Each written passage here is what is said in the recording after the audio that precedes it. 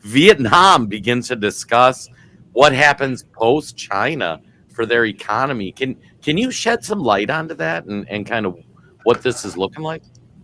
Absolutely.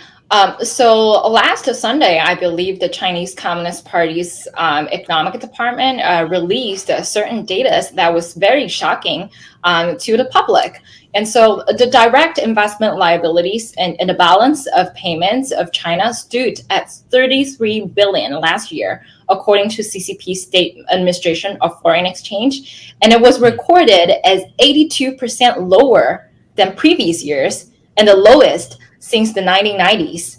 So, Wow. brothers, it is very obvious that CCP's economy is not just weak in recovering from the pandemic, it is actually collapsing after the pandemic. And it already hits the historical low, in all of these numbers. And we all know that the Chinese Communist Party will not give out the accurate number to the public, right? So I would imagine that the actual data or the actual situation of the economy and financial market in China will be even worse.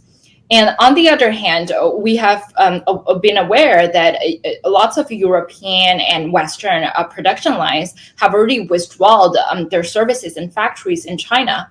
And this has calmed to a massive problems because they have moved their production lines and supply chains to other countries such as Malaysia, Mexico, Vietnam, India, and this is primarily why Vietnam started to discuss what they can do after the collapse of the Chinese Communist Party regime.